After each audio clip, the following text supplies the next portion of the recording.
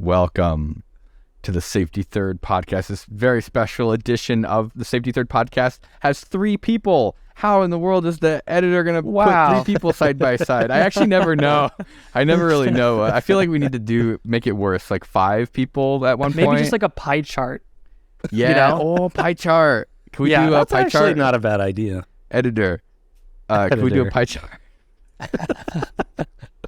There's a large portion of people that listen to the audio version of this podcast, and so half of like the jokes and references and things like that. I like to think we've gotten slightly better as hosts over time, where we kind of like try to figure out how do you help people who are not listening to this video wise. You sort of like, you start to connect the dots. Like right now in my head, all I'm thinking is we have a guest and I haven't introduced him yet. So there's this fantastic YouTube channel, and I'm not just saying that because you're right in front of me, called Practical Engineering. Thank you. And you, Grady, make like I don't know how to describe it, but it's like civil engineering, right? Yeah. So, I mean, I am a civil engineer, licensed civil engineer. So most of it's about infrastructure. I'm doing a lot of stuff, and so I'm basically getting a free consultation for this episode of the Safety Third podcast. But like, your channel is essentially the if Discovery Channel was only civil engineering. You're like the civil engineering corner of like a TV show. Like, I really like your videos. Thank you. I appreciate that. Yeah. It's mainly infrastructure. Yeah, it's like what you wish Discovery Channel. Yeah. Recently, I've noticed a trend in like power line and like that kind of videos. Is there a reason for that? Is that like your specialty? No, actually, that's probably the furthest from like my professional expertise, but it's just a topic that's really interesting to me. And also, I think it's fun to write videos in kind of series, and so you can like cover multiple aspects of a topic. And so sometimes I'll just be like, let's do 5 videos on the power grid, and I'll just you can't fit it all into one video, so you've got to break it up into chapters. Yeah, I would say it's kind of like a textbook. Like that's why I feel like it's very like educational. Like it's very, because I think like that's something that we struggle with a lot, is trying to include more smart stuff, but it also tends to be the thing that people have like the less attention for. Like which whatever. It's a balance. It's definitely a balance. Yeah, and I the way I sleep at night soundly is by convincing myself that I help kids think that they can achieve building things, and then they go watch an actual smart channel to learn how to build things. I give them the confidence to do it. Yeah, if this idiot can do it, then I can do it. Yeah, if that idiot can do it, then I definitely can do it. So how did you I think that I like to tell people that anyone who's successful on YouTube, there's something a little bit wrong with them. And like you're an engineer. Do you have a PE? Yeah, I'm licensed. So you're like a real actual engineer. Not just a practical engineer. A practicing engineer. Yes. So you can go to school and get a degree, but that doesn't give you much authority as an engineer. But you have actual engineering authority. You can put. Is it an actual stamp or a signature? How does it work? Yeah, it's a stamp. I mean, I don't have a physical stamp. I have a digital copy of it. Boo. Some people get the stamp. I was like, What color ink you use for the digital stamp? Is it red or black or No, it's blue? black. It's black. Well, every state has different rules about it. Texas, I think they stick with black. Is it just like a PDF format? You just like drag in the stamp out of the document. Yeah, pretty and much. It? I mean, I don't work it. I'm not in consulting anymore. But back when I was, it's just most of our deliverables were digital. So yeah, you just drop a PNG file, and then same thing with your signature, and that's it.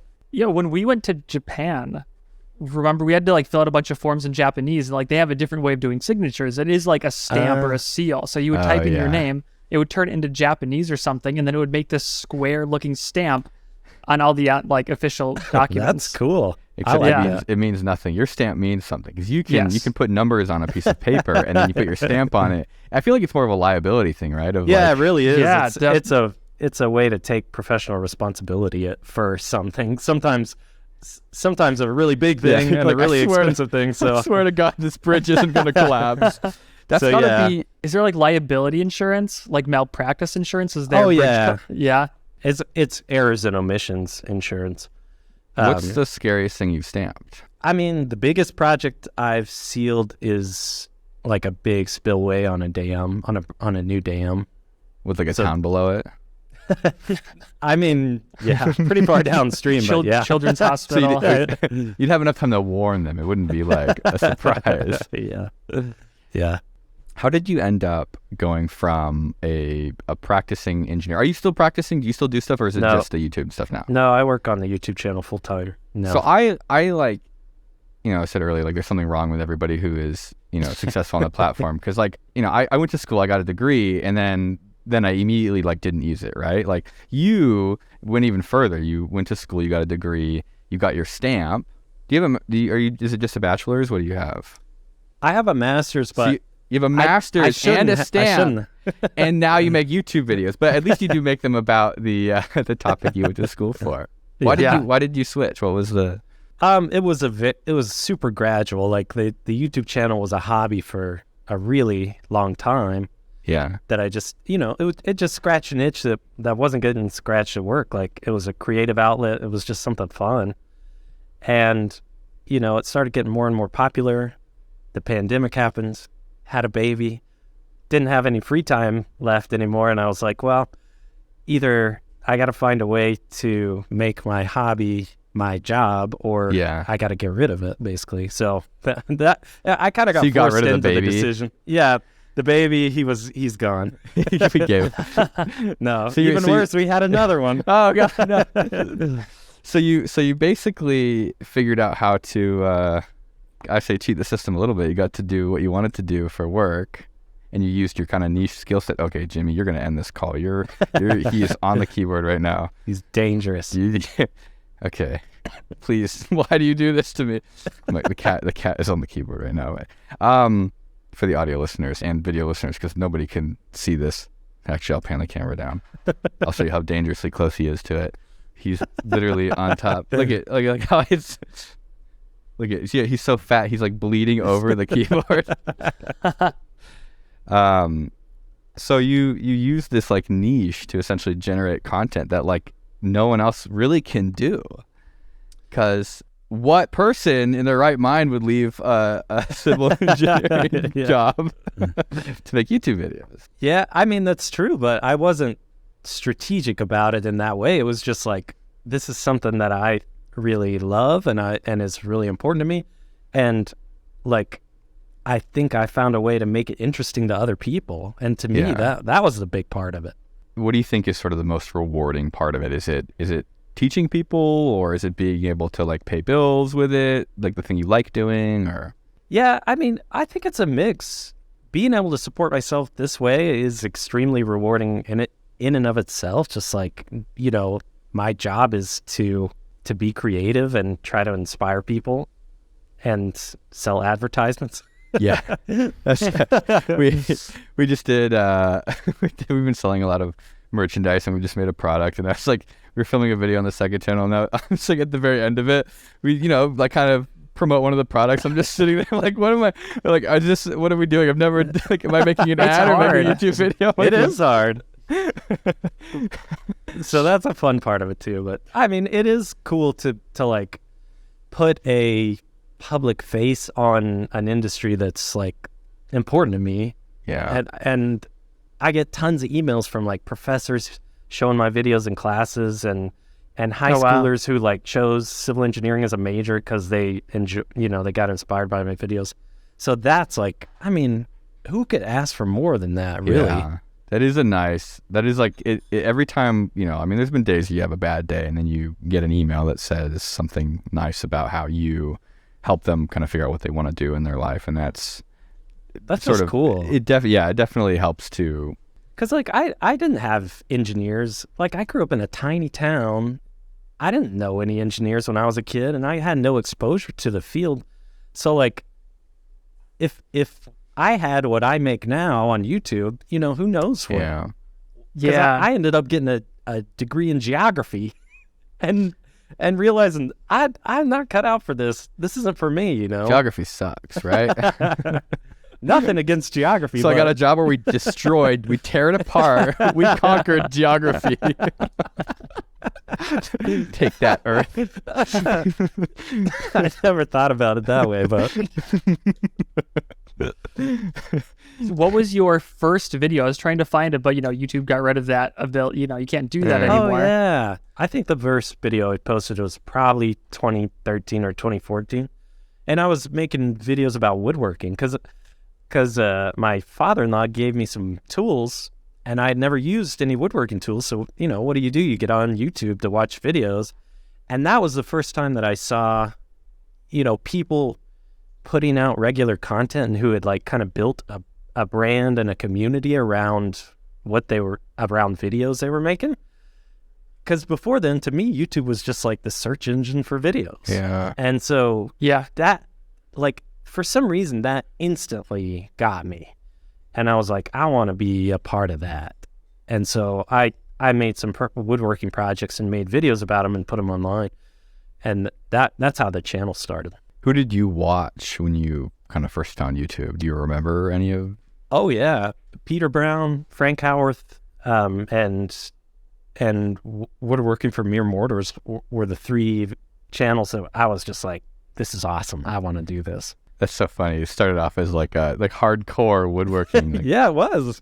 Yeah, and then when was the first video you posted, like kind of entering into this engineering territory?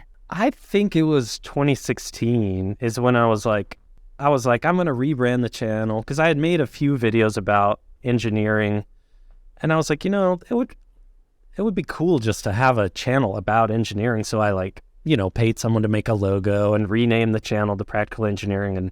And I think it was 2016 is the first video that was like branded under that. That's actually, I think I'm like right around the same time too. It was like 2016.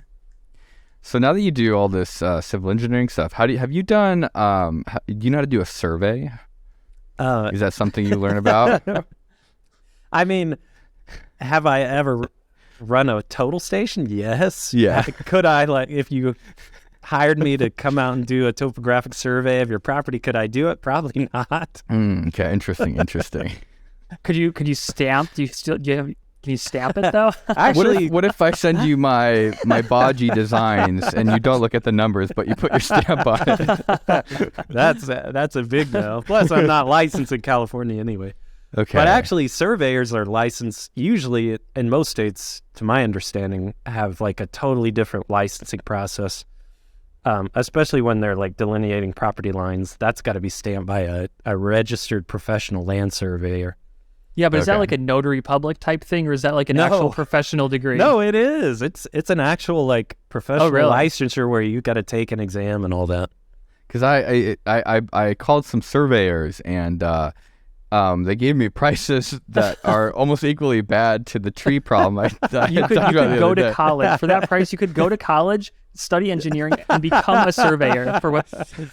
So I basically what I'm trying to do is I need to talk about these trees more because they're right on the property line and it's never really been surveyed, and so now I have to figure out how to the trees got to get cut down, and the quote I got was like $20,000. Actually, I got a worse quote. I got a quote for $30,000 too from another guy.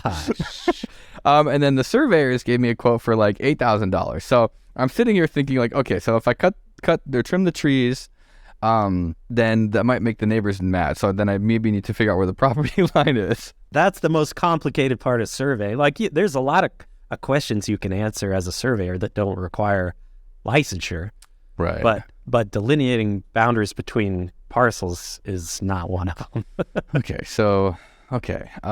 This is great. I want to know, why is it so official? I mean, like what kind of tools do you need to do this? It's just basically like, this is the property line here and here. Yeah, but depending on the situation, you could have to do deed research and like go in deep into the archives and so that's I had to do that, and then the county. Okay, so I've realized that I've been paying a lot of money and I don't really get anything for it. They just So I went and talked to the government, and they told me they said your house is illegal. And I looked at the guy and I said, I don't know what that means, but it sounds really bad. And why does Google show a line around my house if the county says that it's not legal? Like, do I go to jail because I bought it? Do they like bulldoze my house down? And he said, no, you just have to pay us money, and then we go into our archive. And I'm like, okay, I have a question. How come I was able to buy the house if it's not legal? Long story short, none of that mattered, and I had to pay them like $400. Oh my gosh. Just to give me like a check that says that, like, I wouldn't say I'm having like a super bad time, but definitely I'm not having a good time. Fun. I've actually been buying some cool like I feel like there's kind of like a lot of construction. Will's been having a midlife crisis.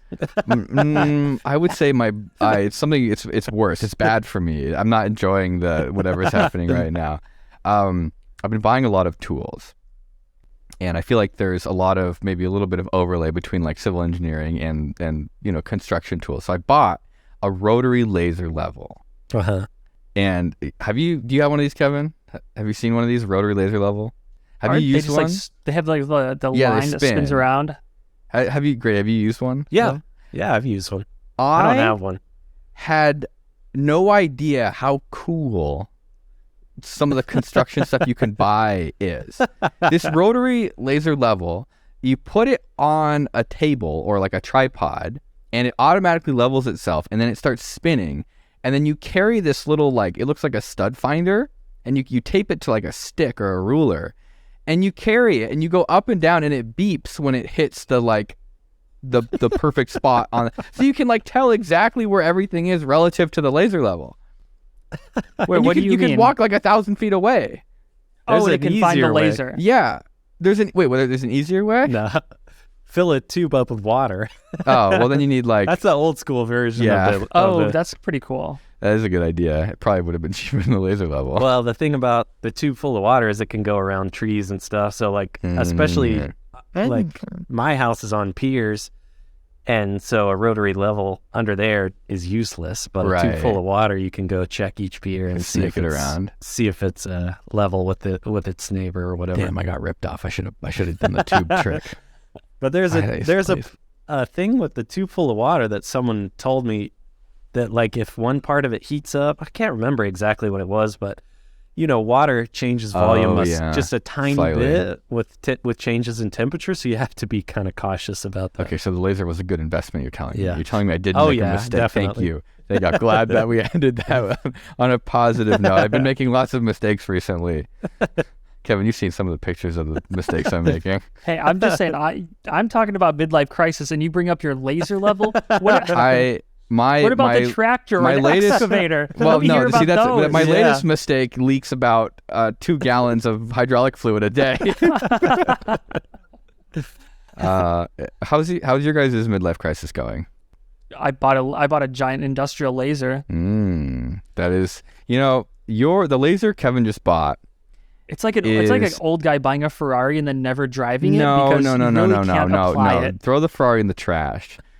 The laser is when you tell somebody about a laser, or the military is talking about a laser. That's what this laser is. Like, it's what you think a laser is. It is the craziest thing. It's the death ray that you imagine when you're like 10 years old. I saw the video. It's insane. I didn't know you bought it, though. I figured you just rented it or something. I don't think any company that is legally filed in this country would ever rent that. That's right. Like, that laser should not have been able to cross the borders. Like, I guarantee that thing violates literally every single rule, including the laws of the universe. Like, that is so scary. What even is it? It's just it's just class 4. There's nothing above class 4, right? Yeah, it's just class 4. It should be like a class 6 laser. Like, it's bad. Class 4 ends, I think, at like 1 watt, and this is 2,000 times above that. Oh my gosh. The laser you bought it's everything about it is bad, right? So it's like, it's near IR, right? Because it's fiber. Yeah. So you can't see it. You can't see it, but it will pass through your cornea and focus on your retina. Yeah. So you can also... You can feel it, though. Like, if you're welding something and there's a reflection, like, you feel this wave of heat wash over your body. You could cursed. hurt the moon with that. Yeah. Yeah. Like that. So what's the like farthest you've been able to focus it? I would say about 30 feet. If you take off the Oh my god. so it comes with the two lenses, like the 500 millimeter cleaning focusing lens, and then the 150 millimeter welding focusing lens. But if you take that out, it's just like the collimated fiber, and that's like just like whenever they assemble it, it's like it's like set at like 30 feet about. Oh my god. It just kind of stays at like a 1 millimeter diameter beam forever. Forever? Yeah. That's horrifying. The fiber lasers are really high quality lasers, like beams, so they don't really diverge that much. Right. I just like it's hard to like really try to describe how dangerous something like that is, because if the wrong person, I mean, you were looking at the videos where they're not wearing glasses or anything like that. Like, and I was searching for it like in Chinese because these are kind of new in America. They've had them in China for a while. So I was typing up like, Google translating fiber laser retina injury and stuff like that. And there's like, people asking questions on like Yahoo Answers in China. Like, I was at work and I can't see anymore. They're like, how are you asking typing doctors. this then? Huh? Explain yourself. That one, that laser is very scary. That I genuinely am surprised that they're as like, what did you have to do to buy it? Nothing. Because like people if like X-rays, I mean, there's the whole X-ray thing of like X-rays are bad, like radiation is bad for you, but within doses, like lasers are like, if you had to choose, what would you rather have to interact with, like on the receiving end of X-rays or a laser, a high power laser? Oh, I would say laser for sure. You'd rather be on the receiving end of a laser? Not the receiving end, but well, that's what I'm saying is like, what's worst? Like, that's a hard comparison. But yeah, a laser that you can't see. I tried renting one of these lasers like 5 years ago when they were like 50 times the price or something basically, and the company's like, no, we can't. It's $500,000, and it's and you're an idiot. Yeah, but you can come to our facility and demo it. And I'm like, okay, like here's my ideas, and they're like, they just never responded. I want to do like Fruit Ninja where I cut a watermelon in half, but with like a laser. I literally said that. I said yes. That's probably the one thing you couldn't cut in half too. Did they even respond? They said it was very diplomatic, but they were just like, well, we'll check and see if we have time. And they stuff sent like that worm emoji that you send on Discord. Oh yeah. Kevin's got this emoji, this picture, this meme he sends on Discord, so it looks like a worm with a thought bubble, and it's like underneath someone who said something stupid. It's like someone says something stupid, and then you post this picture of the worm, and then it makes it look like their thought came from a stupid worm. Anyways, that's what the laser company replied to you. So now you have one, and you literally cut a small tree down with it. Oh, Jesus Christ. Oh man. How do you come up with ideas, Kevin? The worm. The Were little you just worm on in there? like AliExpress? The worm. Were you on Just tap AliExpress? into the worm. Yeah. Because like I don't think I would be comfortable. Did you see how much it cost in the video or no? No, but it cost about $11,000. So if I was on Alibaba or AliExpress, it's the same Baba. thing. But I don't know if I'd be super comfortable sending $11,000 to a company who claims they're going to be sending me a 2 kilowatt fiber laser. Like, yeah, and especially this company was their first sale apparently, but they had it marked as like ready to ship because a lot of times there's like a month or two long lead time. So I'm like, well, they said that theirs is ready to ship, so I'll buy it from them. It was not ready to ship, and it took them like a month to get it on the boat. So, and then oh my gosh, and then the whole debacle to get it off the boat. Oh yeah, it got stuck in the Panama Canal. It was stuck waiting to go through. There's like, if you look at a satellite map of all the ships waiting to go through the Panama Canal, there's like hundreds of them that are just like anchored off the coast. This requires a civil engineer to destroy the geography. We can make an even bigger canal. They do that because the water level is different, right? What would happen if they just made a big canal? I've been wondering that too. In the Panama Canal? Yeah, like if they took the Panama Canal and just trenched it, pulled all the locks out, just let nature do its thing. Would that be bad? Well, it would take a tremendous amount of excavation just to get the canal low enough to be able to do that. But then also, wait, is the water level that different? Do you know off the top of your head like the difference? Oh, it's not that different. I think I don't know. I would guess like 20 feet, 30 feet maybe. But it's not like all of the water from the Pacific Ocean would drain into the... No, I mean, there might be slight differences that cause some flow from one side to the other, but it's... Would it be just like, it would be a consistent flow? So Well, I like think it would go just back and always... forth as the tide comes in and out. Yeah, as Oh, like the does it? local water level elevations change on either side. How much do you know about canals? I mean, a decent amount. So like, does one side get higher than the other? Like, does it switch back and forth, or is it always one direction? I mean, I don't know about the specific God. tidal changes in those areas. No, I but think I it's have like- to assume that one is higher than the other sometimes, and Okay. the opposite sometimes. I know Yeah, very I mean, little if you about have like canals. two giant pools of water, Yeah. and then there's like a kind of a narrow channel between them, and Right. the moon's going overhead, it's going to pull one up higher. And as it's going across, all that water is going to try to go into the lower pool. Right. And since it's like, a narrow canal, I think it's going to be like so kind it's of a bigger swelling tidal up wave. that makes sense. I don't know. I'm not a tidal scientist. No, that's but, accurate. Yeah. I feel like you need to know about space and tides and civil engineering. This is a pretty wide skill set required to truly understand a canal. The big reason the Panama Canal has locks is because of how much excavation it would take to Right. get the canal low enough that Yeah. you could go through it all the way. Oh, that makes a lot of sense. Okay, that actually Because makes it's a lot like of sense. hard rock. Right, I mean, it was already an incredible feat of engineering right. the way it was built, and to do that would have been like practically impossible. Okay, impractical engineering. So you're Impractical, saying there's yeah. a chance. You should have a second channel. If Have we you considered- started when we built it, we could have done it. It could have been done by now. That's Yeah. true. You know? But the other issue is all the local streams and rivers. I mean, those are a main source of water for Panama, and so Yeah, but how else are we gonna get all the yeah. folding chairs and stuff? Think about my laser welder. Yeah, how Yeah, would the the welder laser get welders. here? Yeah, I just is the price I'm willing to pay. What's the most dangerous tool you own? that I own, probably Yeah. a table saw, to be honest. Do you table have? saw built in the 1970s. Okay, so it's just a regular table saw. I feel like Kevin pretty much just laser at this point. Yeah. There's gotta be. $11,000 laser is Kevin's answer. I think mine is gotta be. It's just the excavator. I think the heavy machinery, like the tractor. So tractors are super dangerous, but I've heard that it's mostly the PTO, which stands for Oh yeah. power takeoff. Oh yeah.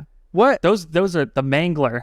Yeah, it's Oh, like man. the lathe videos, except it's a tractor. Yes. Like It's a so, lot it's called slower. the PTO, which is the drive shaft that comes out of the back of the tractor. I don't have one. I think that it could have one, but I don't know if that interferes with 4-wheel drive. It might be like you get either PTO or 4-wheel drive. I don't know. Okay. But those can drive external things like mowers or pumps or whatever the hell. I think you can run generators and stuff too. Oh yeah. Compressor.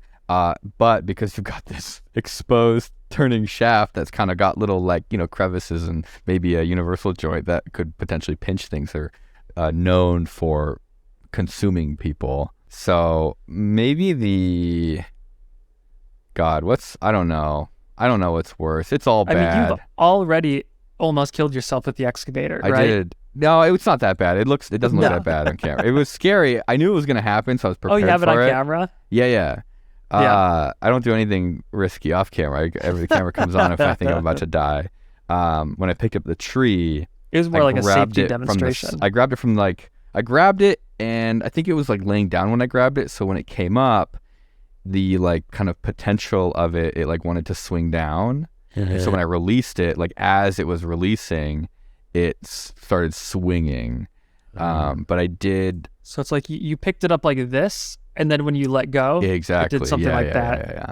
But I did know it was going to happen, and it didn't get close. But seeing a tree even move your direction at all, it's not. I think I made one of the scream, a little. So table saw. I think you gotta get something more dangerous. I know, I do. I have a good sized studio now with the workshop and everything, so I need to upgrade. What kind of tool would you want to get that would be dangerous? Well, I mean, I have a drone now.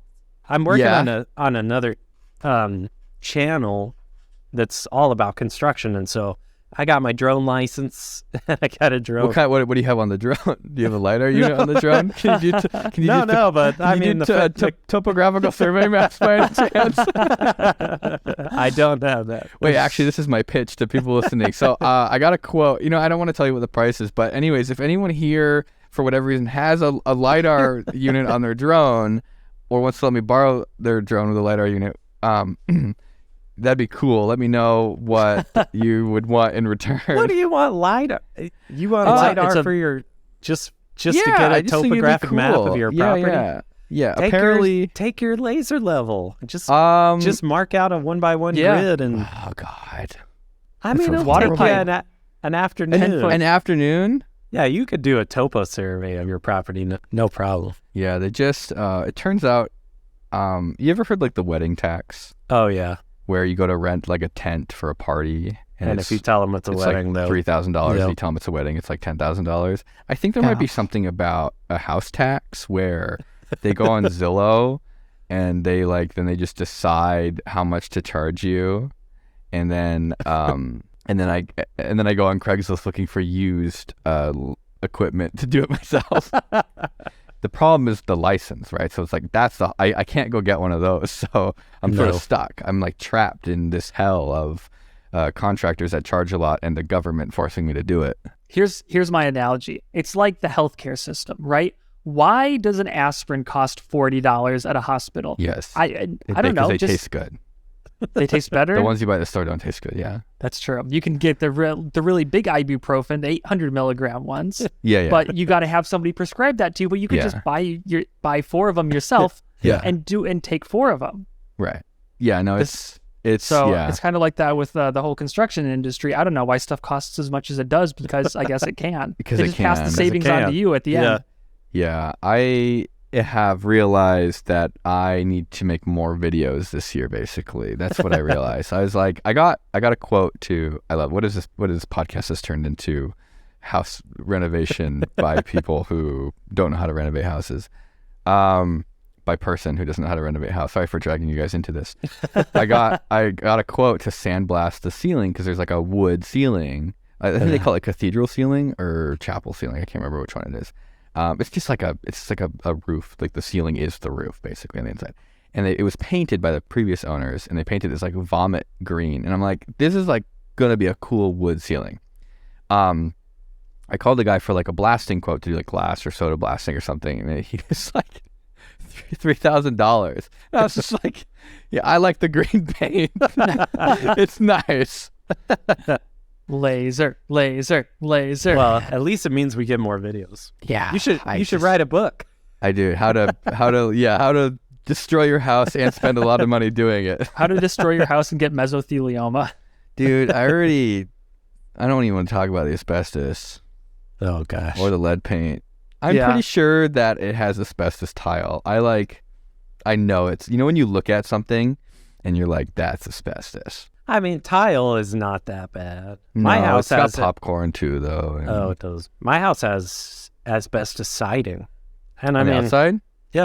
Well, that's just your neighbor's problem, not yours. Well, yeah, but it's not friable, so it's like it's not going to get in the air. So you have to be thoughtful about it, but you don't have to like abate it if you're going to mess with it or whatever. Right. I mean, what's wrong with just dying a couple years early too? Yeah. That's what it's far off. Like, it's not a big deal. Figure that out by the time you get cancer anyway. The scientists are smart.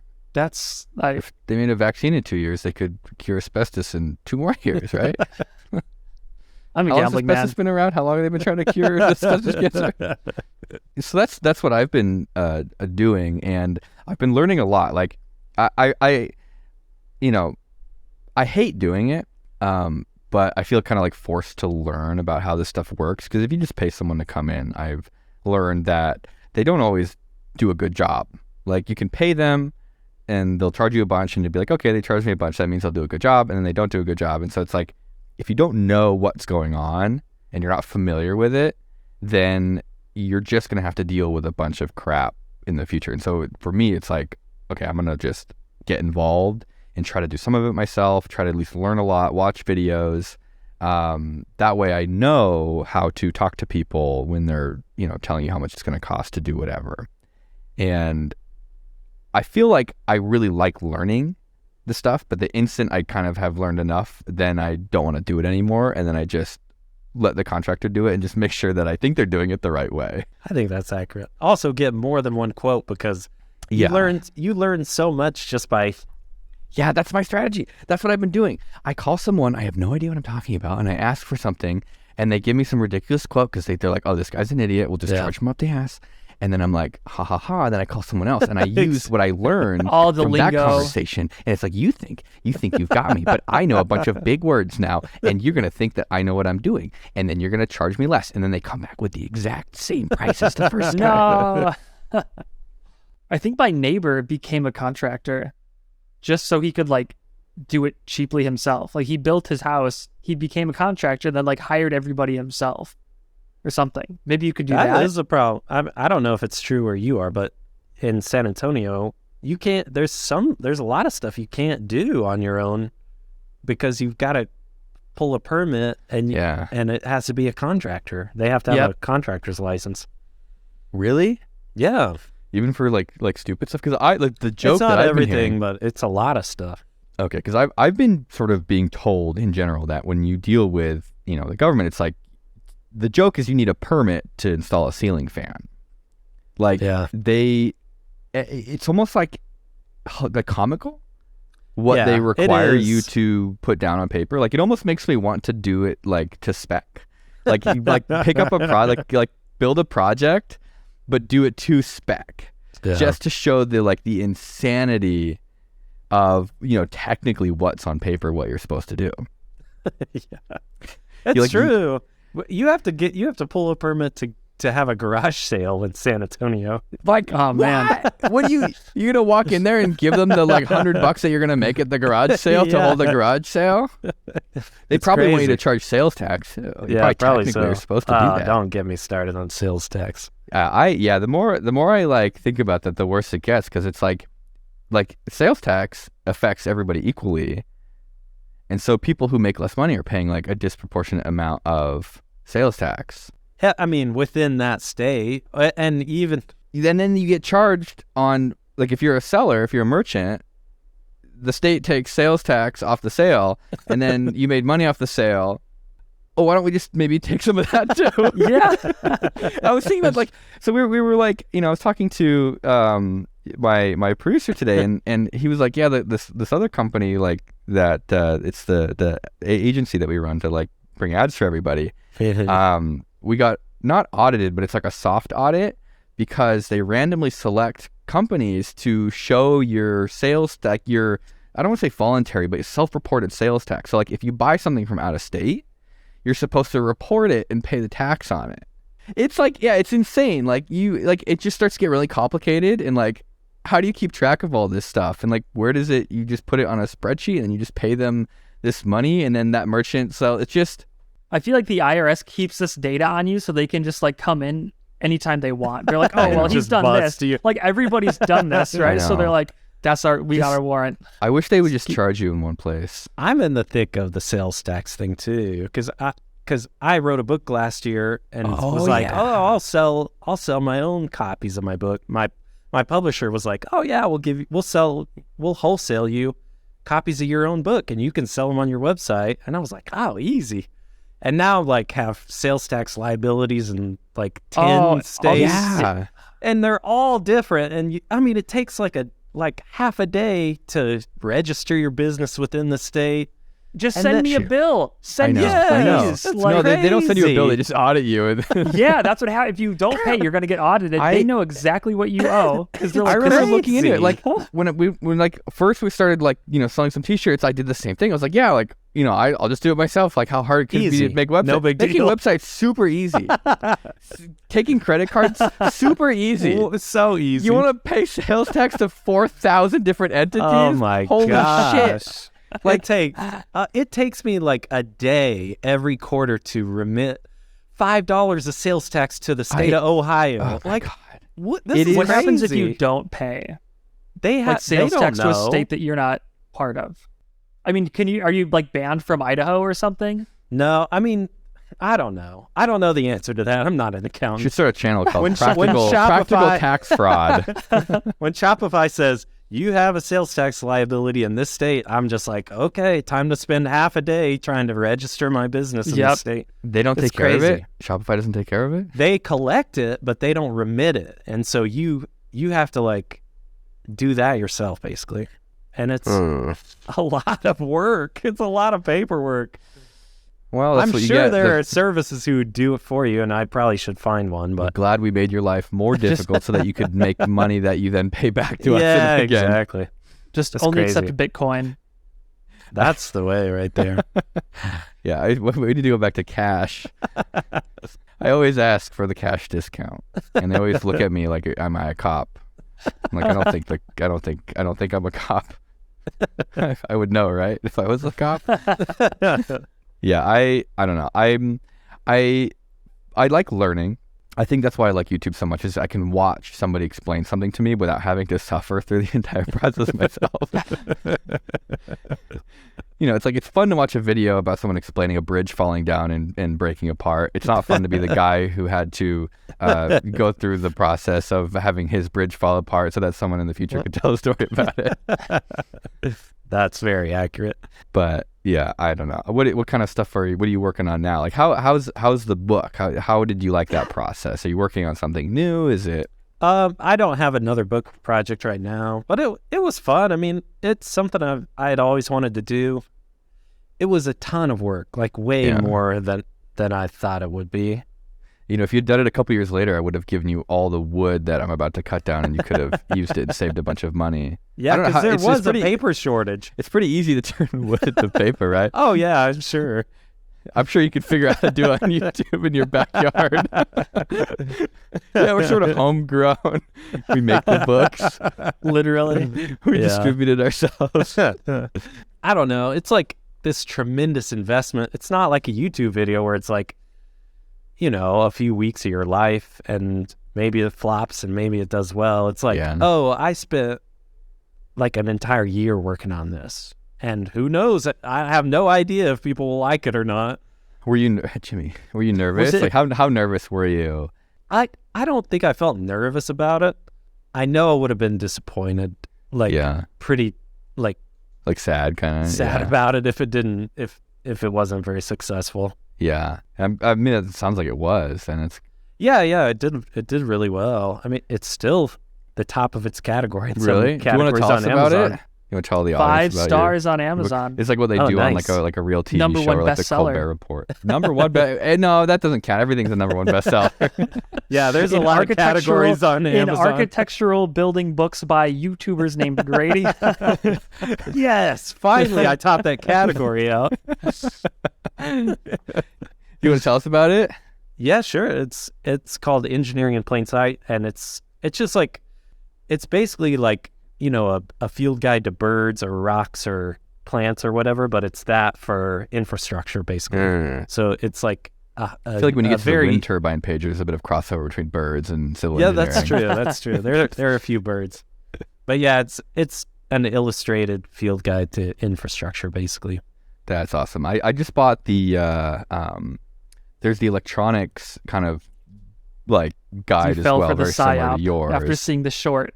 So that's the same publisher that you're talking about. The guy, really? The guy who cut the cross. Yeah, because I saw that one. Yeah, exact same publisher, and released I think on the same day. As my book. So that like our two books were their kind of big thing for November last year. Yeah, because I really like I'm definitely gonna buy your book because I really like the very visual information. I'm a very strong visual learner. Like I like to see examples of stuff and reference because it just sort of quickly solidifies what I'm looking for. Even the other day I was looking for survey monuments and I was like, I don't know what a survey monument looks like. And so I'm like on Google, like, what am I looking for? I was Are just those like the hoping little things that they I stick in think, the but I couldn't sidewalk? find one. So then I looked it up online. There's like all different kinds of survey monuments. Oh, great. They made it as easy as possible. It's like, yeah, we put the gas pedal on the left. We're quirky. Buckle up. The consequence, they made us put 2 seatbelts on each seat so that you're double secure because the numbers are not good. Because we're like right now, I really want to do a science, like STEM kind of fair, like an event where people kind of show up and show off their stuff. Because Maker Faire hasn't done an event, and VidCon has. Well, they did. I mean, they didn't invite me this year in 2023. But I don't really care because VidCon has, not ruining my chances of going to VidCon in the future, but it's gone a little bit more corporate than it used to be. And so I really want to do an event, but so we're doing a bunch of, like scouting. We're going up to some venues, and makes me really nervous because it's a lot of work. And a lot of, money, but time is money. So even, like working on a book is essentially, money. It's an investment. It's an investment of your time when you could be doing something else. And so it's like terrifying in these venues, like the prices that we've been getting is like, if the whole thing works, it's fine. Right. But if it doesn't work, oh my God, like you're talking just renting the venue is a down payment on a very expensive house. Yeah. Like $100,000 or more for a weekend. Like you're like, oh, that's cool. That's like I guess that's a thing that I guess that's the price that costs. Like, man, I wish something I owned I could rent for $50,000 a weekend.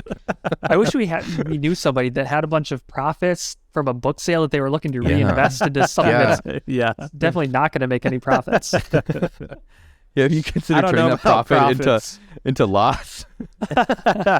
It's gambling. The odds are really good. Yeah. The odds are guaranteed. Actually, I guarantee the results.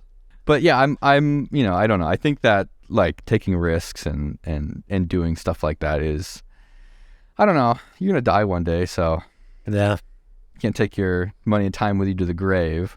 So I feel like that's something to be proud of. Now, like how do you feel having gone through that effort and completed it and sold it? It's super exciting. You sound like only mildly enthused right now. Like, yeah, well, it's okay. Like when you work that hard on something for that long, once you get to the end over? of it, you're just like, okay, I guess I'm done. I mean, it feels so anticlimactic. But what was crazy is, I talked about selling the book on my website. So those copies, I said, I'll sign them. Well, I ended up sitting in a warehouse for 4 days straight, signing books nonstop. I was like, why did I do this? How many did you sign? I've signed a lot. Like 2,000, 3,000? I think 10,000. Hey, you signed 10,000? That's nuts. Holy shit. Yes. I mean, I have nothing on John Green, but oh my gosh, to sign that many copies. I was like taking Tylenol and like walking around the warehouse, shaking my hand out every hand hour. Just doesn't work anymore. Oh my gosh, I felt miserable at the end of it. Yeah, that's rough. I mean, we sold the CAT certificates, and I think that was 1,000, and I did that in like half a day. And oh wow, like my signature was like changing through the process. Oh my gosh. By the end of it, I was like, if I got a mark on the paper. If I spent that day doing those and then someone said you've got 10 more days of this, I think I would just run away. Every pallet, they would just roll another pallet I was just in this dingy break room this warehouse, and they would just roll a new pallet in, and I'd be like, did you have to travel? Like, did you, or was it local? It was in Austin. I mean, Austin's an hour and a half drive from me, so it's okay. So it was like a day. You just show up in the morning and then Did you have any idea what 10,000 was when you started this? Yeah, that is like, I think, a very interesting phenomenon of how your brain works. Is like 10,000 is almost unfathomable. Like you think it's you like know what it is. An entire semi truck full of just books. Yeah. And then after like signing, 200 books, you're like, oh shit. Yeah. You just can't. The scale of it is just crazy. You realize it'll never end. Like it feels like. And people would make jokes like, you should have built a machine to sign them. It's like, that's not how it works. People didn't pay for a machine to sign the book. They paid for me to sign it. What about a machine that signs it, but you have to like drop some blood on it every once in a while to lubricate it? Machine signed with my actual blood. I think that would count. If it could be like, I just charged a battery in my own like spare time and then just plug the battery in and that signed all the books. Yeah. That would have been nice. I mean, having 2 kids makes it challenging to go to Austin for 4 days and just sign books in a warehouse nonstop. Yeah. Yeah. So what are you working on now? Like just videos, any other cool projects? Like we do 2 videos a month now, and that, I mean, it's quite a bit of work. Yeah, it's a lot. Because one video we try to build some kind of demonstration in the studio, and so that we're trying to kind of scale those up a little bit, which is exciting. Shout out to my production assistant Josh, who's a huge fan of this podcast. I see Josh has bad taste. Yeah, kudos to you, Josh. He's been a huge help on building those demos. But the other thing we're doing. And I haven't announced this to the channel or anything, but I'm working on a second channel that's all about on-location construction projects. Not impractical engineering. No, it's actually practical construction. No. So, it's I call it the How It's Made of heavy civil construction. If you remember that awesome show from the Discovery Channel. That's gonna be awesome. So I'm excited about that. But you're gonna see real excavators that aren't falling apart on the job site. Yeah. Gosh, that's gonna be hard because that stuff doesn't happen overnight. So no. So we're producing a pilot series right now, basically, and the project we're on has like a 9-month construction schedule, and we're about halfway into it. Wow. Yeah. So it's a long duration project, and Josh is the one out there usually on the days as a camera operator on those, and then I go out and fly the drone too. So It's been fun. It's kind of like I think of it as my retirement plan to go sit around on construction sites. You show up with a lawn chair, slap it down. You got like a lemonade, just an umbrella, and then fly the drone around. Easy. I've honestly thought about that a couple of times. Like, they have this big equipment on the other side of the road, and I'm like, I kind of just want to like go sit over there and watch it. That's I mean, that's what I'm trying to capitalize on. That, or you come to my house, curiosity. Drive it. That's true. I need to come. I really want to drive it. You can, as long as you put at least two gallons of hydraulic fluid in it. You have to bring a 5-gallon bucket of hydraulic fluid if you want to drive it. Yeah, oh God, it's like $80 per bucket too. It's like well, it's cheaper than stopping working. Yeah. Definitely cheaper than fixing it. Oh, yeah. I don't know. I regret nothing. Do you ever with your expertise in civil engineering, do you ever like drive over a bridge or like other infrastructure and you look at it and you're like, ooh, that's bad? Do you ever, your eyes kind of do that? Oh, it's a curse. I mean, it's my brain never stops paying attention to all the tiny little details of like how things were designed and built. I can't help it. How many states have you been to? Not a ton. But which one has the worst infrastructure? No, I'm not prepared to answer that question. It's always Mississippi, isn't it? I'm not prepared to answer that question on camera. There are that means there is an answer. That means there's an answer. Well, there are a few in the running, I would say. How does Texas rank? Texas, in some ways, ranks pretty high. In some ways, I would say pretty low. Yeah. Is it what I've seen? Some of the highway infrastructure is like a little weird, like a lot of concrete. Like it's sort of Texas highways are crazy, so especially like the interchanges. Yeah, like the multi-level interchanges where like one of the bridges is like 200 feet in the air going over. It's like curving. It's like banked. Yeah. It seems like not a lot of states have interchanges like that. I think, yeah, it felt more like a personal vendetta against the sky. We're like, want to put as much concrete in the sky as possible. Well, where can people find your book? You still got how many copies you got? You're not shipping them yourself. All right, no, you can't. You No. can't. Actually, my brother runs an e-commerce company in Austin called El Famoso, so he does all the order fulfillment. I mean, okay, his you're company single-handedly does. keeping him afloat right now. With the No, they do a lot of cool. They fulfill orders for Daft Punk and a bunch of bands. Thank you so much for coming on the Safety Third podcast. Yeah, thanks for having me. Yeah, we're gonna do if next time you're in California or next time we're anywhere near you, let's do an in-person one. Please, that would be a blast. Thank you everybody for listening. And if do we have how many extras are there? I should ask. I don't know. Maybe on Patreon if you want extra content. We've got lots of that. Anyways, I guess that's the end.